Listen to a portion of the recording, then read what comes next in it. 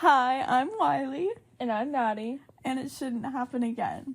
So we have a new setup. so if the audio is funky, I'm sorry. But we also just deleted a bunch of episodes because, we archived them.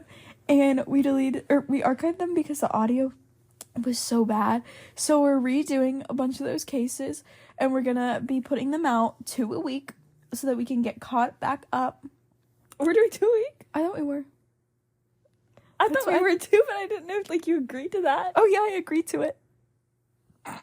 Yay! Okay. So today I'm redoing the case of Candy Montgomery and Betty Gore. Yeah, our new setup is really sick. We both got iPads, guys.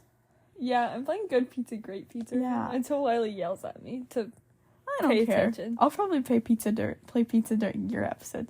Okay, I've already good. heard all of these. Exactly, that's what I was thinking. I'm gonna go ahead and start so we can go get coffee and shop later. Yes. Okay. So, this is my favorite murder case because it happened June 13th. That's today. No way. Yeah, it is. It's not even on my notes. I just know it. But it also happened in Wiley, Texas.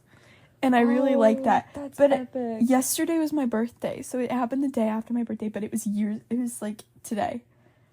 So, first, let me introduce to you Candace Wheeler, also known as Candy, who was born in 1951 in Lucas, Texas.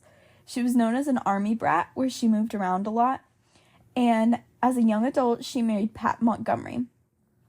Pat wasted no time marrying Candy after he met her. He was an electrical engineer, and after their marriage, they bought a house in the suburbs of Wiley, Texas. In 1973, they had their daughter Jenny and had their son in October of 1974, and they named him Ian. Pat made all of the money while Candy was a housewife and cared for the children. They joined the First United Methodist Church of Lucas, and they met a younger couple named Betty and Alan Gore at the church. Betty had met Alan in college, and Alan was her math teacher. But, it was, college thing. He was a young professor. Yeah. It was the 70s. It's no worse than what we were talking about at Connor last night. Yeah. That's bad. That's, definitely not allowed. This was, they were both adults. Yeah, college just gets, weird, because it's, it's your teacher. But also, it says that, after Betty was no longer a student, Alan swooped in and they got together. So it was, after. He waited. He waited. Ooh, that's still weird, he waited? Yeah. So, Betty Pomeroy, which was Betty Gore before she was Betty Gore, had always had a very spunky, kind, and attractive, vibe, and she was always the center of attention. She was from Norwich, Kansas, so her, family kind of saw her dating, this farmer, American man, but Alan was kind of a, fancy math kind of guy, and Betty's family was kind of oh, that's not really her type, but whatever. Oh my god. But they got married in 1970, don't worry. After their marriage, they had their daughter named Alyssa, sorry. And after having Alyssa, they moved to Collin County, Texas.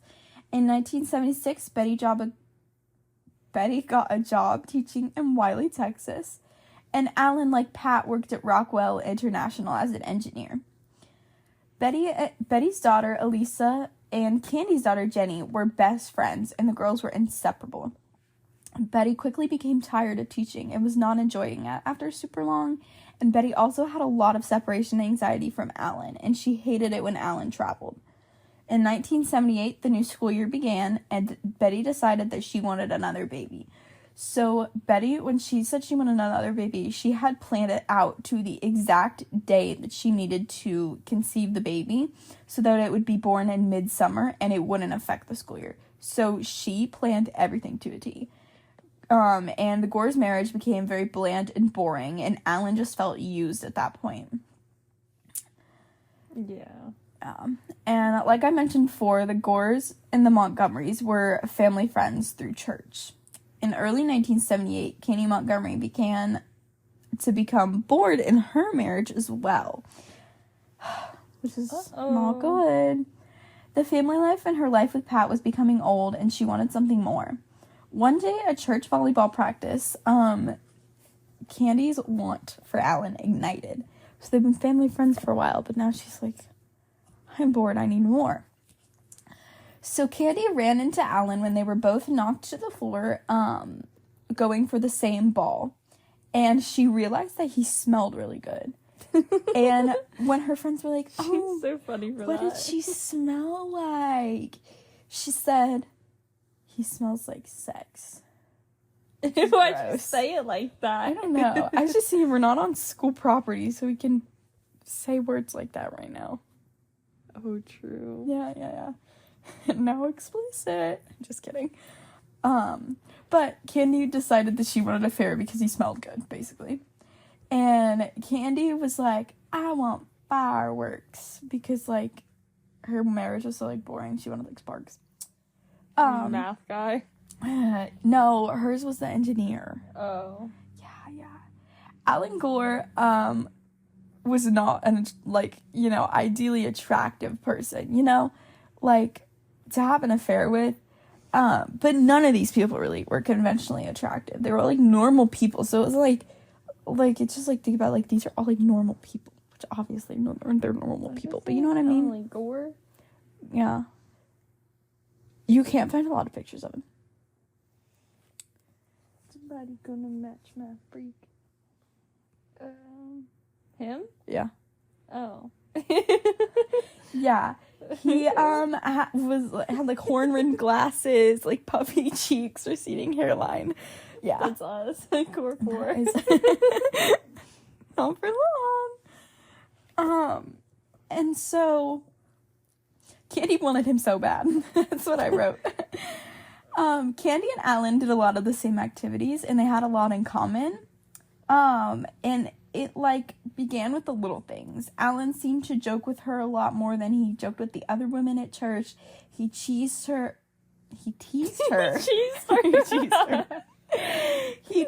her about her volleyball skills, and once in a while, he'd even give her a sly wink after they shared some little secret. So one day, after church choir practice, Candy decided to confess her feelings to Alan. Imagine. Hold on. This blood right here giving you a sly wink. Go check out our Instagram for a it might be post posted to see what he looks like. I'm gonna use that picture zoomed in like I've been doing. Good. So, the two of them would occasionally chat a little longer than necessary or loiter in the parking lot while the others were getting into their cars. And one of these times she was like, I'm just going to tell them. So she strode up to the passenger side and opened the door. She said, Alan, leaning into the car, I want to talk to you sometime about something that's been bothering me. And she says, I've been thinking about you a lot, and it's really bothering me, and I don't know whether to do anything about it or not. Alan, who was confused, said nothing. She said, I'm very attracted to you, and I'm tired of thinking about it, so I wanted to tell you. And then she jumped out of the car, slammed the door, and hurried across the parking lot. So later, like at a separate date, she got into his car again and asked if he wanted an affair. And after talking and thinking about it, Alan was like, no, I don't want to hurt Betty or Pat. And Betty had also just gotten pregnant, so, like, he needed to focus on the baby and, like, Not his affair. Yeah. So after thinking more about it, he realized how bland him and Betty's marriage was, and he was reconsidering. Candy's happy-go-lucky personality was appealing to Alan. Still skeptical about the affair and the effects to fix his marriage, Alan proposed to Betty that they should do this program called Marriage Encounters. Marriage Encounters was a program some of their friends did, and it proved to be very helpful. But Betty didn't want to do it. Betty thought that their marriage was fine without it. So eventually, Alan dropped the subject of the marriage encounter and didn't want to make Betty upset. So then, on Candy's 29th birthday, Alan called Candy to meet for lunch to discuss terms and agreements for an affair. I really liked this part, how they had a contract. I know, yeah. So they met, and Allie got Candy a card that read on the front, "The Last of the Red Hot Lovers." And Candy's favorite candy was Red Hot, so she was like astonished. I'm afraid of a cheese on this pizza. Look at it. Wow. It's like a ladybug. Good. So although the card was ridiculous, Candy was so touched. So then they went to a tea shop where they just talked. At first they talked about everything about themselves. They talked about their kids and their spouses. And then Candy started talking about her creative writing course that she was taking. Finally, after their meal, Alan said to Candy, "I've never had an affair before." So Alan had never had an affair either, but allegedly Betty had an affair when their marriage first started because he was going out of town so much. So, like, she cheated on him, but, like, he doesn't know if she actually cheated, or if she was like, fine, I'm having an affair to make him stay. Yeah. Do vegetarian pizzas get cheese? I think so. I always put cheese on mine. Okay. So, after their lunch, they were set to have an affair. For the next month, Alan and Candy met discussing exactly how they were going to do things, where to meet, when to meet, and things like that. They made rules like if it got too emotionally serious, they would end it. If one of them wanted to end it, it would have to be ended, and things like that. At Alan's job, he was a trusted employee, and he could take long lunches as long as he needed. So that gave him and Candy plenty of time together. Candy was to make lunch every week and then split the cost of the motel room after they pursue the affair. They began to set a lunch date to meet at the Como Motel on December 12th, 1978, to begin the affair. They chose the Como because it was the cheapest, and they thought the sleaziness of the Como made it more exciting. After doing their thing, they took showers so they would not smell like each other, and both were very pleased at the beginning. But they would eat lunch, have the affair, sit and talk together, shower, and then they would go their separate ways. After the third or fourth time at the Como, Candy started having second thoughts. She began to realize that it was not going to get any better, and although it was good, it's not what she wanted, because she wanted fireworks. Candy was also becoming way too emotionally involved with Alan, which was breaching their contract. Sometimes she thought that she loved him. Ooh. In February of 1979, Candy confessed to Alan that she was in too deep. Alan ended up talking her out of it and ending... Hold on. Start that over. Alan ended up talking her out of ending it, and they continued. But as Betty's pregnancy grew closer, Alan began to think that he needed to pause the affair. They paused the affair when Betty was almost due. Their second daughter, Bethany Gore, was born in early July. Bethany's birth brought Betty and Alan closer together, and even though they were closer, Alan still continued the affair with Candy. When the affair was resumed, it felt different on Alan's end. They were also griping a lot. Hold on, let me start that over. You have flag. Go ahead. They were griping and complaining to each other a lot. After the baby was born, it was also getting harder to see Candy, but he still wanted to keep seeing Candy and hoped it wasn't impossible. After Betty was well enough to travel, they went down to Kansas to visit Betty's parents and to meet the new baby. When they got back, it was a Thursday evening, and Alan always takes off that Friday. Alan told Betty that he had to go to work, but he was really going to meet with Candy.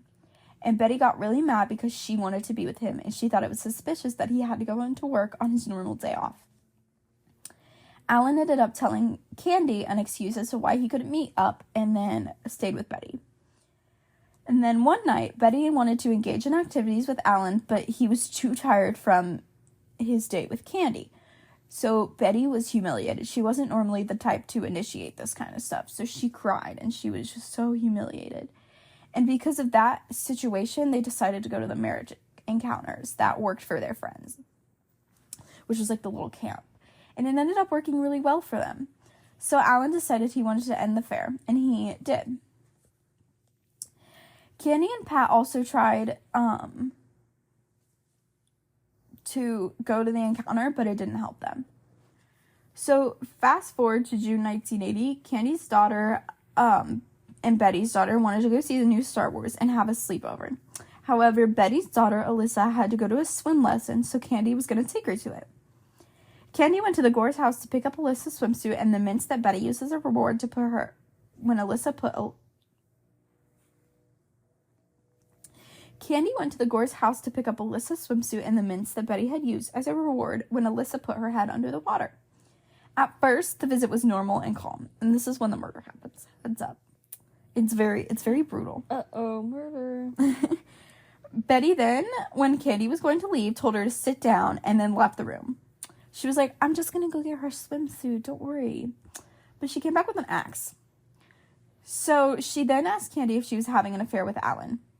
And Candy admitted it. She said, I did, but it ended. Betty got very, very mad.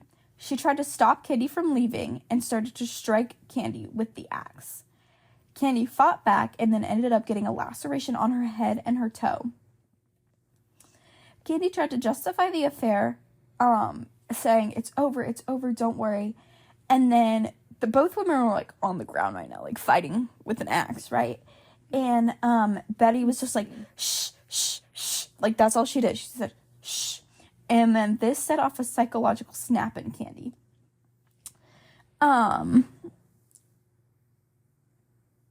What?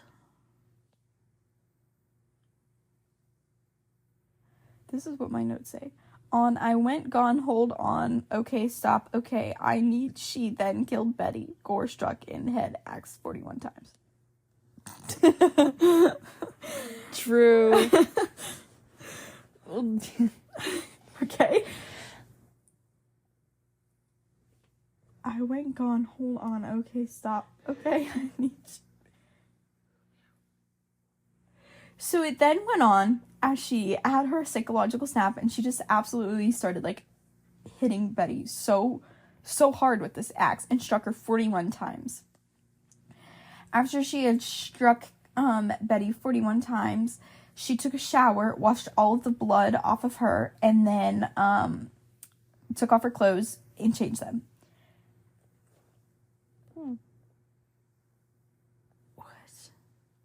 A lot of this I remembered, like, when I was, like, doing it, like, writing it, but, like, I don't remember now. But she then went about her day. She gave the alibi of going to get the swimsuit and then went to get Father's Day card, and her watch battery stopped working, so she didn't know what time it was, because she, her watch battery stopped. And Alan, who was out of town, was worried about Betty not answering the phone. He called the neighbors, and the neighbors, went to go to their house and they were searching. They called Alan like 5 times. They were like, the car's here, but like they couldn't get it. No one was answering the door. And then they went to the back door and it was unlocked and the dogs were outside. So and like the baby, so they go in and they find the baby in her like bed, right? And this is like a brand new baby, and she was sitting there in like her own like filth. Like she'd been there for a while. And Betty was killed around 1 o'clock, and this is like, 11 o'clock, and this is like 10 o'clock at night. So there's like a good 11, 12 hours in between this, right? The baby is just sitting there. So they go and they're looking, and then they look in the laundry room, and that's where they see Betty. And they thought it was like a gunshot murder at first because it was so brutal. But they called the cops, and it was such a brutal scene. You could, like, half of her face wasn't even there. And, like, her arm was almost severed. It was wild. So the police ended up finding Candy's footprints in the room where the ladies fought. She was taken in for questioning, and it was found that she had an affair with Alan Gore, and that was her motive. She was then charged for first-degree murder, and she used the argument of self-defense. She also talked about the fact that she snapped and talked about why she snapped, and she was found not guilty. But the reason that she snapped was because when she was little, she had fallen and hit her head, like hurt it, like she like cracked her head open. And her mother, when they were at the hospital, she was like crying and screaming, obviously because she's hurt, like she cracked her head open. And her mother was like this like really proper person, like she didn't want to be embarrassed. So her mother was like, shh, shh, like conceal your pain. And so when Betty did that, it just set off a snap in her. Like she just like she was just like she like raged, and it was like she was killing her mother. But she wasn't convicted of anything. She's out, and her and Pat got a divorce. later. But yeah, Alan remarried very soon. He remarried someone else from the church, but they got divorced soon he after. sounds like Pat was having an affair. Sounds like Pat was having an affair with her. Who's Pat? Oh, like Candy's husband? Mm-hmm. Pat didn't get, well, I don't know about Pat getting remarried. It was Alan that got remarried. Oh, well. He's just a ladies' man. Yeah, he's just towing around the church. Yeah. But, yeah, my song is Illicit Affairs. So, yeah, because Illicit Affairs is an affair. And, like, leave the perfume on the shelf that you picked out just for him. I thought that one made sense. And then it ends with meetings in parking lots. And then, like, they, when they ended it, they, like, had this meeting in a parking lot. I didn't leave that in because this was, like, a shortened version. There's the thief. But, yeah, that's it. Sorry that was short. That was just a catch-up case. So, That was good. my next case will be OJ. So, look out for that. But I'm Wiley. I'm Maddie. It shouldn't happen again. Boom, boom, boom.